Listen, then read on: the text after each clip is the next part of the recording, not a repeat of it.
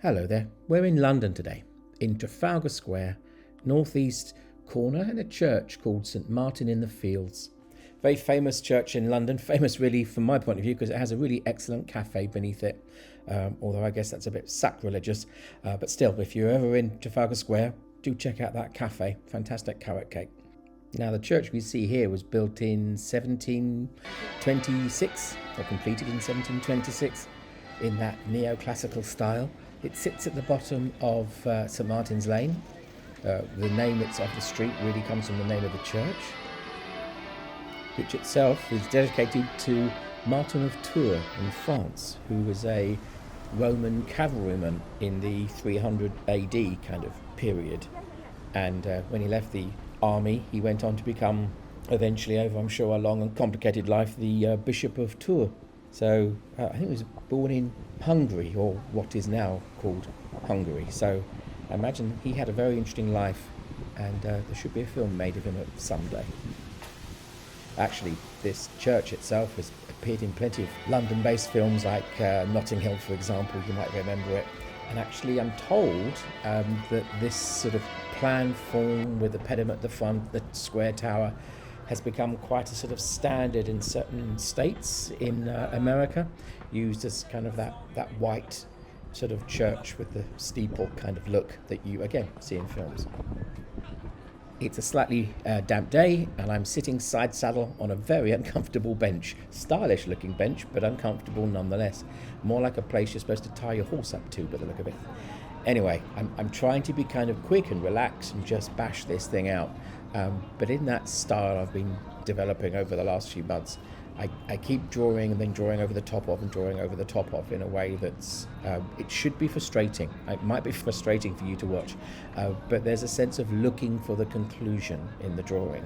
There's a sort of wandering feel to it.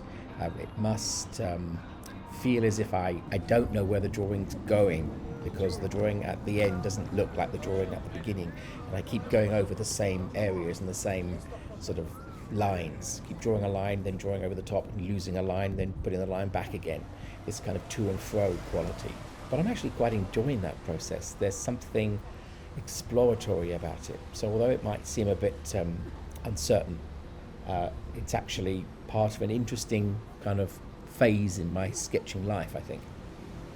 Now I've laid down some pencil guidelines just to give myself some kind of verticals to position things around, and then I've gone in with the watercolor wash just to kind of block in some shadow. And at this moment I'm thinking of being genuinely fast, about finishing this whole drawing in 20 minutes or so, and it just being a sort of watercolory looking sketch. Trafalgar Square is one of the busiest places in London, so as I say, my priority really was just to capture the kind of feel of this in as brief a way as possible, and to try a new pen.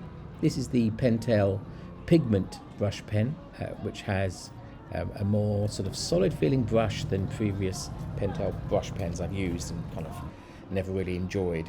You'll know this pigment type by the grey barrel as opposed to the black barrel that most of them have. It has an interesting feel to it, but I'll need to try it out a couple more times before it earns its place as a permanent member of my my pencil case, as it were.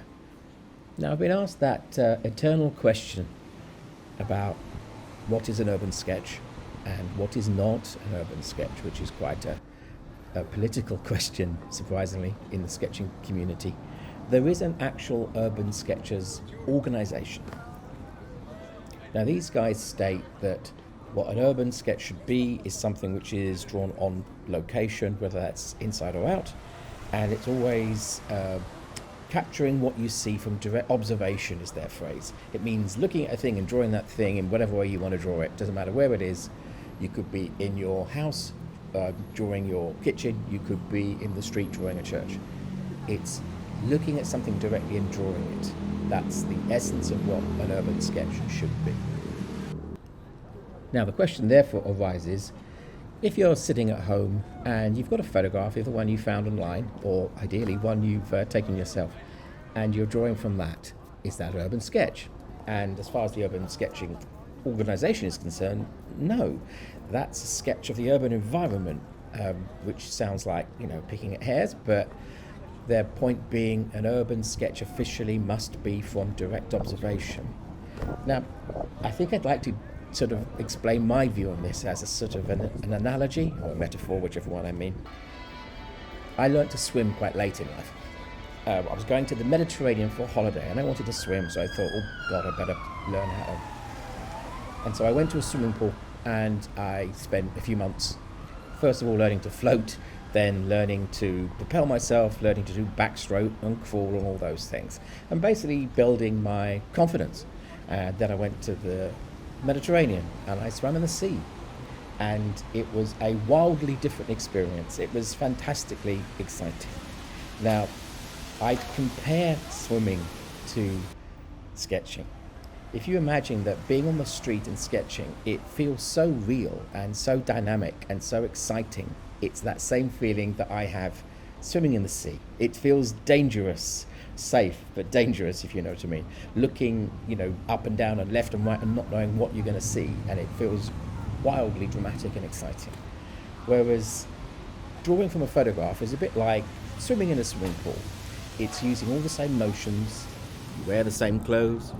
It's a good learning environment for sure, but it doesn't have the same risk, I put that in inverted commas, risk, and the same thrill as drawing on or swimming in the sea.